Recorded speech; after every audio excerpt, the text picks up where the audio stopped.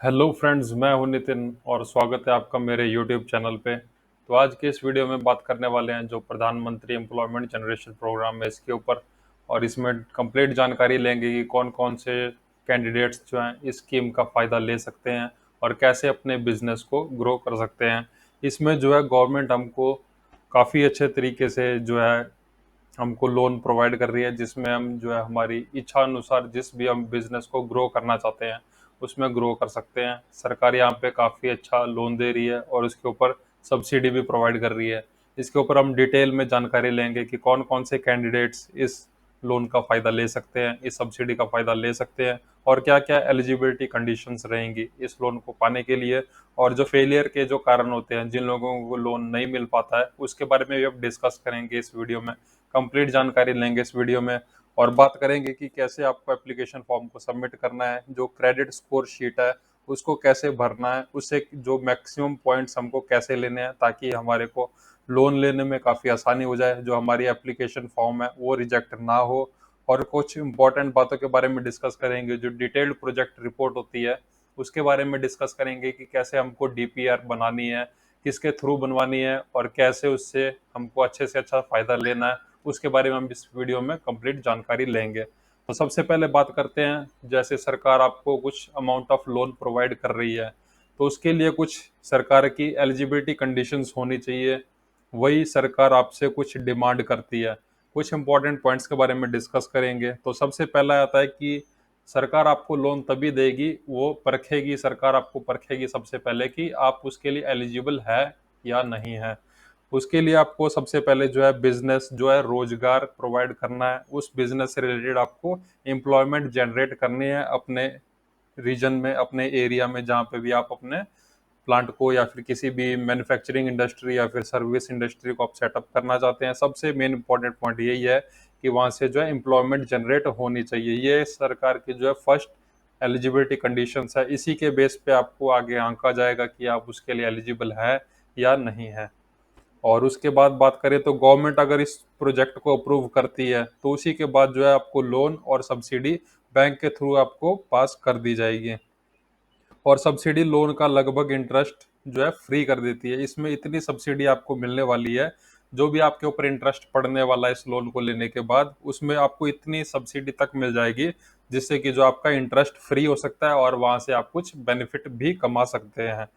तो इतना आपको लोन जो है, इतना बेनिफिट आपको गवर्नमेंट दे रही है, तो इतना अच्छा प्लान है, आप खुद ही कंपेयर कर सकते हैं। और इसमें कुछ एलिजिबिलिटी कंडीशंस है कि पर कैंडिडेट का जो भी इस स्कीम का फ़ायदा लेना चाहता है उसकी उम्र कम से कम 18 साल तक की होनी चाहिए और उसकी जो है एजुकेशन 8वीं कक्षा तक पास होना चाहिए।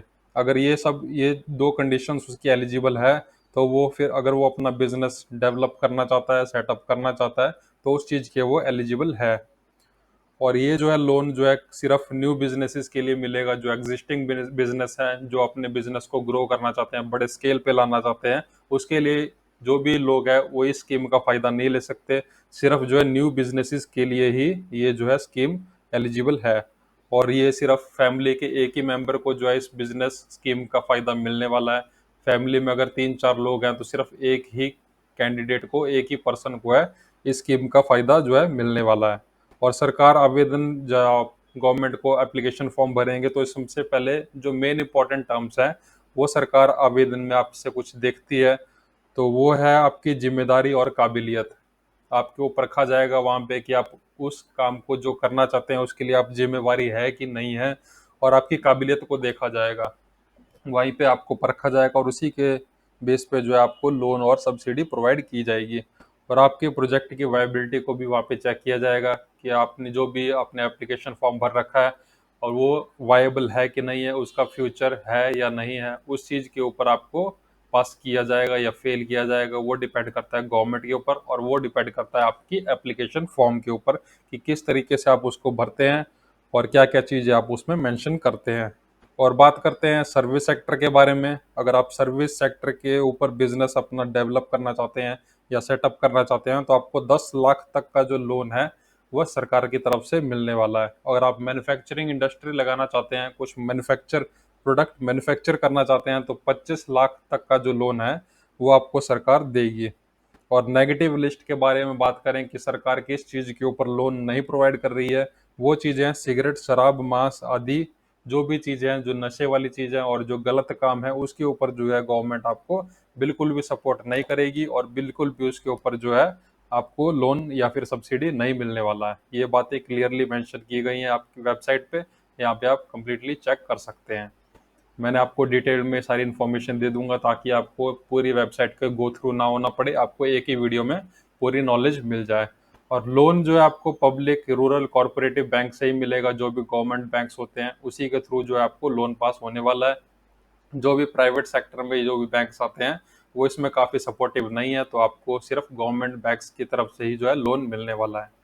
और बात करें यहाँ पे कंट्रीब्यूशन के बारे में, तो जनरल और जो स्पेशल कैटेगरी जितने भी कैंडिडेट्स आते हैं उसके बारे में बात करेंगे कि आपको कितना कंट्रीब्यूशन खुद की तरफ से करना है और कितना कंट्रीब्यूशन जो है गवर्नमेंट खुद अपनी तरफ से प्रोवाइड करने वाली है किसी भी एक बिजनेस को सेटअप करने के लिए।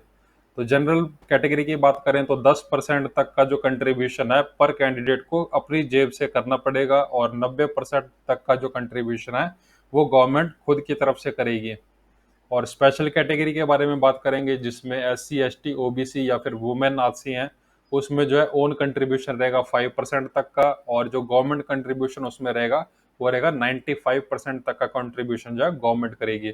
और इसी के साथ साथ बात करें सब्सिडी के बारे में, तो जनरल कैटेगरी जितने भी कैंडिडेट्स आते हैं अर्बन एरिया में, जो शहरी क्षेत्र में आते हैं उनको 15% तक का लाभ मिलने वाला है सब्सिडी में।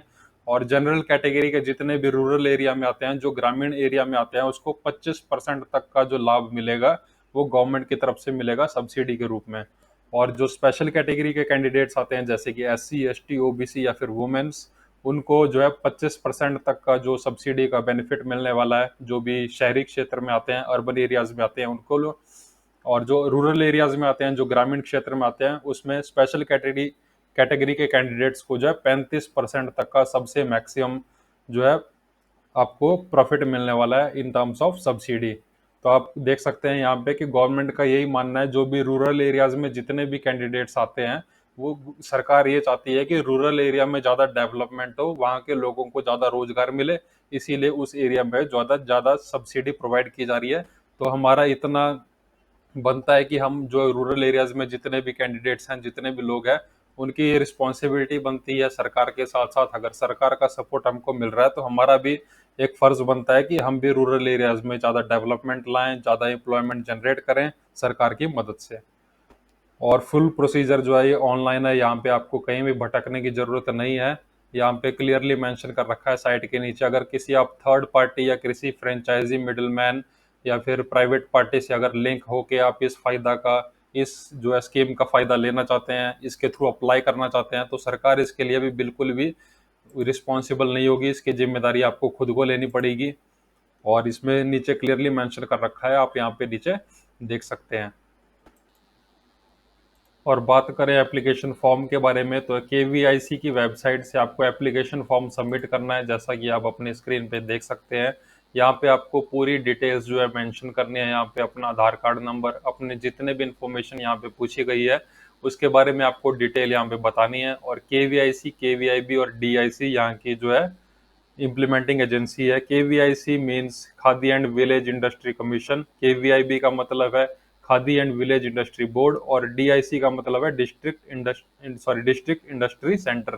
तो ये इन काम की जो है इम्प्लीमेंटेशन एजेंसी है, यही सारा इसका दारोमदार संभालती हैं।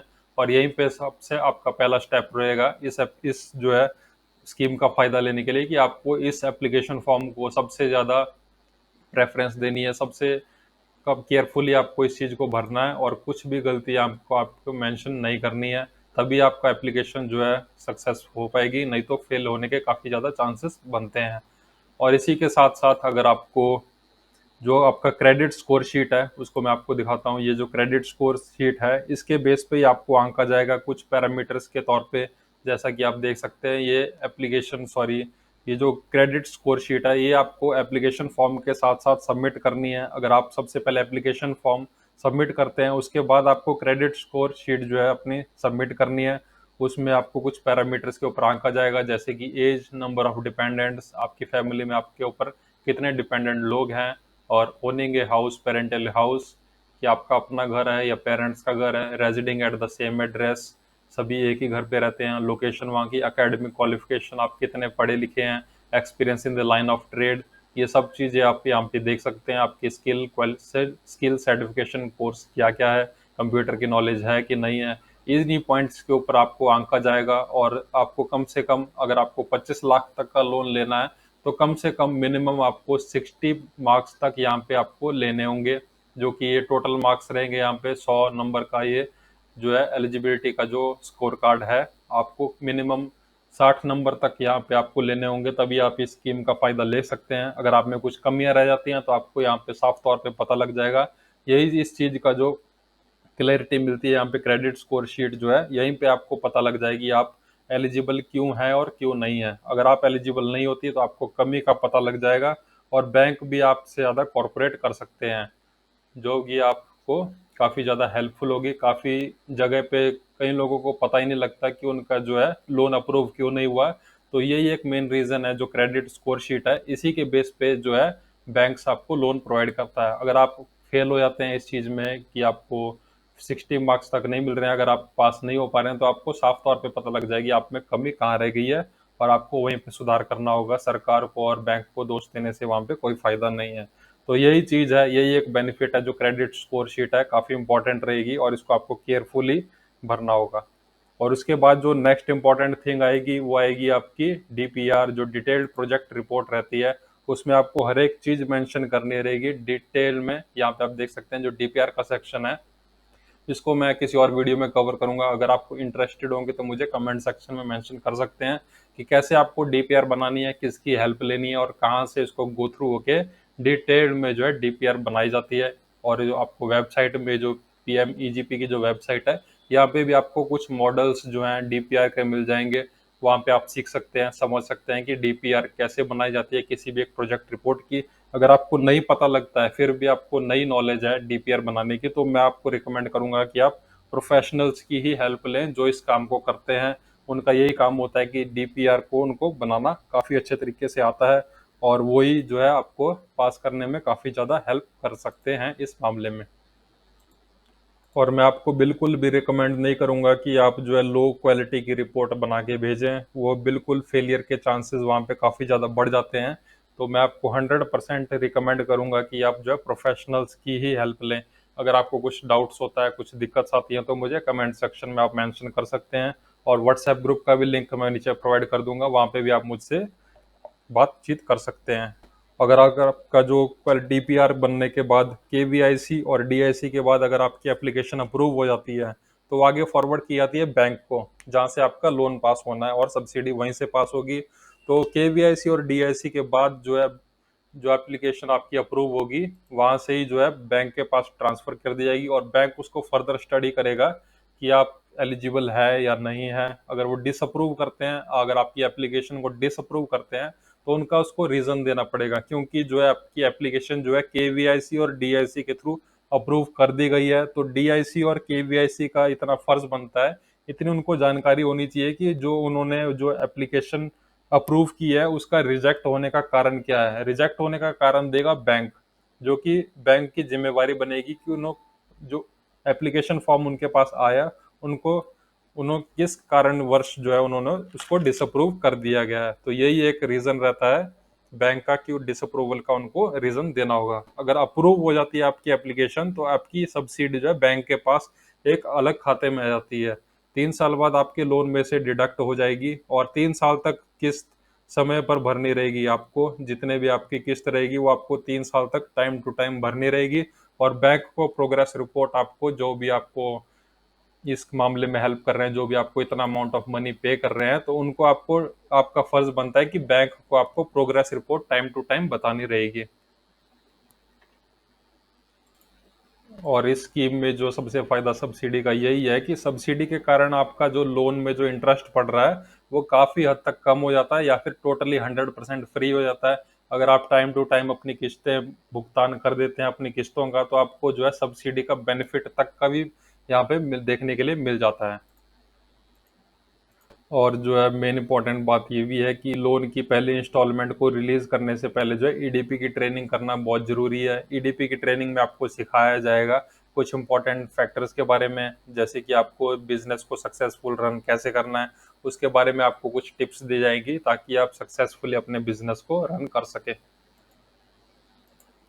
अगर किसी कारणवश जो है केवीआईसी और डीआईसी जो अप्रूव होने के बाद अगर ये एप्लीकेशन जो है अप्रूव हो जाती है, फिर भी आपको अगर बैंक लोन अप्रूव ना करे तो उसके मेन इंपॉर्टेंट फैक्टर्स जहाँ तक मेरे को पता है वो दो ही कारण हो सकते हैं।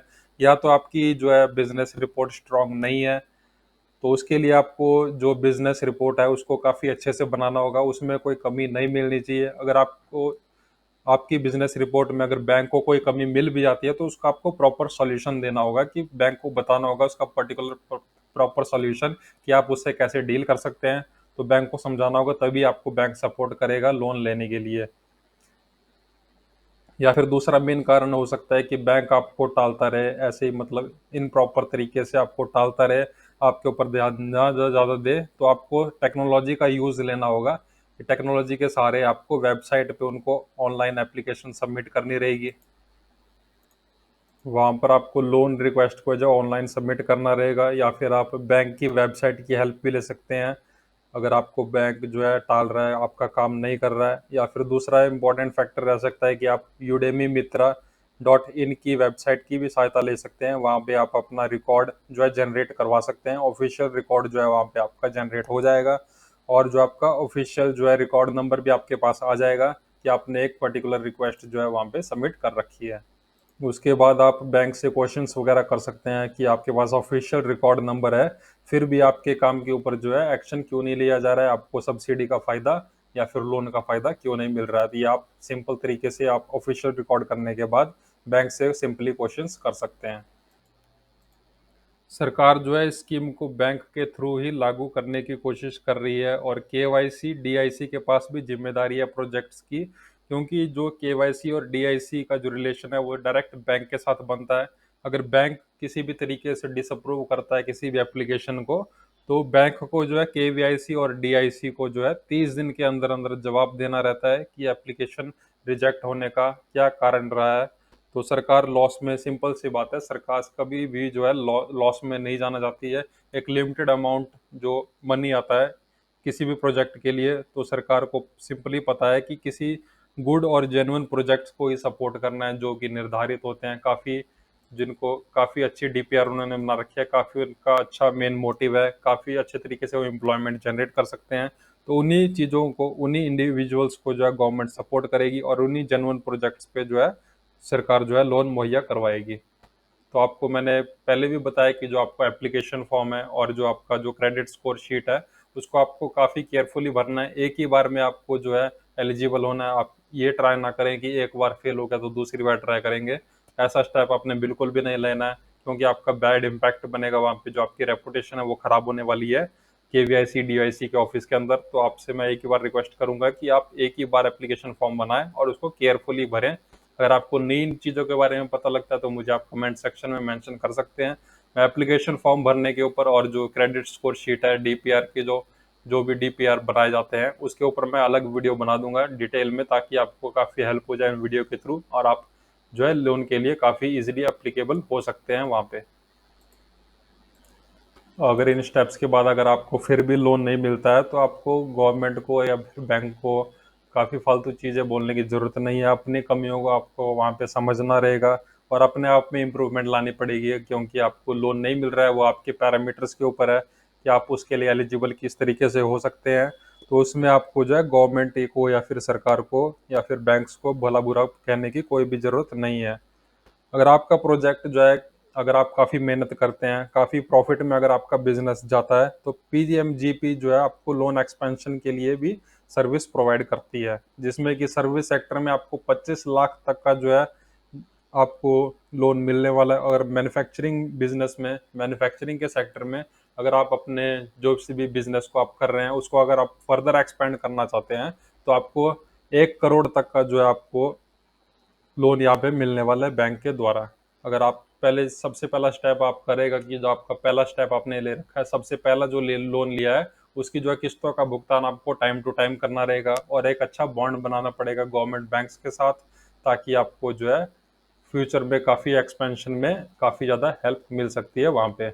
और इस वीडियोस में जितने भी मैंने बातें की वो सारी अच्छी थी लगी आपकी होगी आपको। और इसमें जितने भी लिंक्स यहाँ पे काफ़ी इंपॉर्टेंट रहेंगे, जैसे आपको एप्लीकेशन फॉर्म फिल भरना रहेगा या फिर आपको क्रेडिट स्कोर शीट भरनी रहेगी, वो चीज़ें सारे लिंक्स मैं डिस्क्रिप्शन बॉक्स में प्रोवाइड कर दूंगा। और डिटेल प्रोजेक्ट रिपोर्ट के बारे में अगर आपको डाउट है तो मुझे कमेंट सेक्शन में आप कमेंट्स कर सकते हैं। मैं डीपीआर के ऊपर एप्लीकेशन फॉर्म को कैसे फिल करना है और जो भी क्रेडिट स्कोर शीट है उसको उसमें मैक्सिमम पॉइंट्स कैसे लेने हैं, मैक्सिमम स्कोर कैसे करना है, उसके बारे में अगर आपको नॉलेज चाहिए होगी तो आप मुझे कमेंट सेक्शन में कमेंट्स जरूर करना। और व्हाट्सएप ग्रुप का भी लिंक मैं नीचे प्रोवाइड कर दूंगा, वहाँ पे भी आप मुझसे इंटरेक्ट वगैरह कर सकते हैं। तो मैं होप करता हूँ आपको वीडियो नॉलेजेबल लगी होगी, इन्फॉर्मेटिव लगी होगी। तो मेरा मेन मकसद था कि आप भी इस स्कीम का फ़ायदा ले सकें, आप अभी अपने बिजनेस को ग्रो कर सकें, और जो है रूरल एरिया में, जो भी ग्रामीण क्षेत्र में जितने भी मेरे भाई बहन रहते हैं, तो मैं यही चाहता हूँ कि इस स्कीम का फ़ायदा लेके वो भी अपने रूरल एरियाज़ में, ग्रामीण एरिया में डेवलपमेंट लाएं और लोगों को रोज़गार वहाँ पे मिले। तो वीडियो आपको अच्छा लगा हो तो लाइक शेयर सब्सक्राइब जरूर करें मेरे चैनल को ऐसे इन्फॉर्मेटिव वीडियो के लिए। अगर आपको किसी भी टॉपिक के ऊपर आपको वीडियो चाहिए होगी तो आप मुझे कमेंट सेक्शन में मेंशन कर सकते हैं बेझिझक, मैं आपकी हेल्प करूंगा। So thank you so much for watching this video, thank you all.